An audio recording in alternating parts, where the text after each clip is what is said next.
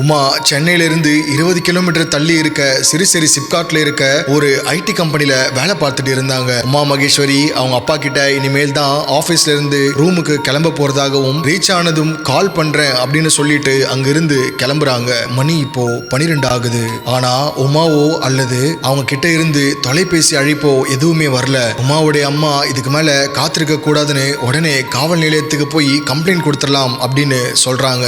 இப்படி தன்னோட மகளை தொலைச்ச ஆசிரியர் பாலசுப்ரமணி காவல் நிலையத்துக்கு வந்து நடந்த எல்லாத்தையும் சொல்லி முடிக்கிறாரு. இது சென்னைக்கு பக்கத்துல நடந்த சம்பவம் அப்படிங்கறதுனால சம்பவம் நடந்த சிறுசேரி சிப்காட் பகுதி கேளம்பாக்கம் காவல் நிலையம் கட்டுப்பாட்டுக்குள்ள வருது. இன்னொரு பக்கம் 6 குழுக்கள் அமைச்சு சம்பவ இடத்தை சுத்தி ஏதாவது எவிடன்ஸ் கிடைக்குதா அப்படின்னு தேட ஆரம்பிக்கிறாங்க. இந்த நேரத்துல தான் இன்வெஸ்டிகேஷன் ஆபீசர்ஸுக்கு ஒரு தரமான லீட் கிடைக்குது. கிரைம் ஸ்பாட்டோட சரௌண்டிங் ஏரியால இருந்த எல்லா சிசிடிவி ஃபுட்டேஜையும் செக் பண்ணிட்டு இருந்தப்ப ஒரு ஏடிஎம்க்கு பக்கத்துல இருந்த சிசிடிவி கேமரால சரியா உமா காணாம போன அன்னைக்கு இரவு 20ல இருந்து ஒரு 25 வயசுல இருந்த 3 பசங்க ஒருவித பதட்டத்தோட முகத்துல கர்ச்சீஃப் கட்டிட்டு ஏடிஎம் குள்ள போய் பணம் எடுக்கிறது பதிவாகி இருந்துச்சு. அந்த கார்டு டீடைல்ஸை பத்தி விசாரிக்கிறப்ப அது உமா மகேஸ்வரியோட தொலைஞ்சு போன டெபிட் கார்டு டீடைல்ஸ் அப்படின்னு தெரிய வருது. இந்த இன்வெஸ்டிகேஷனை லீட் பண்ண சிபிசிஐடி போலீஸ் ஆபீசர் ஒரு டீ கடையை நோட் பண்றாரு. அங்க நின்னு 2 பேர் டீ குடிச்சிட்டு இருந்ததை பார்த்தவரு அவங்கள கூப்பிட்டாரு. போலீஸ் கூப்பிட்டதும் 2 பேரும் தெரிச்சு ஓட ஆரம்பிக்கிறாங்க.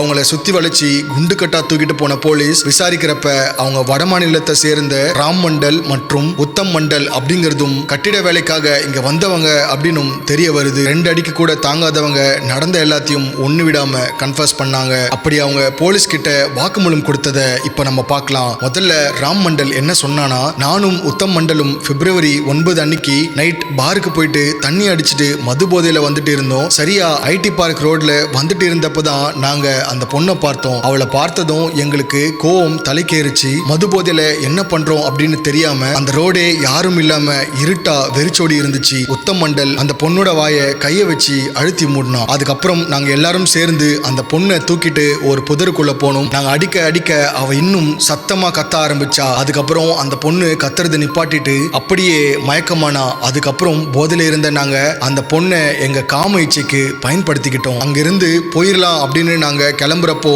அந்த பொண்ணு மயக்கத்துல இருந்து எந்திரிச்சு அப்போ கூட திமிரா எங்க முகத்துல எச்சிய துப்பனா. எங்க இவளை அப்படியே விட்டுட்டா எங்களை மாட்டி விட்டுருவா அப்படின்னு பயந்து அந்த கத்தியை எடுத்து அவளோட அடி வயிற்றுலயே 4-5 வாட்டி குத்திட்டோம். அப்ப அவ வழியில துடிச்சதை பார்த்தப்ப எங்களுக்கு ரொம்பவும் சந்தோஷமா இருந்துச்சு. பொண்ணு இறந்ததை கன்ஃபார்ம் பண்ணிட்டு நாங்க அங்க இருந்து ஓடி வந்துட்டோம். அவளை குத்தின கத்திய வழியிலேயே தூக்கி வீசிட்டு எப்பயும் போல நாங்க எங்க ரூமுக்கு போயிட்டோம் அப்படின்னு ராம் மண்டல் அவனோட வாக்குமூலத்தை கொடுத்து முடிக்கிறான்.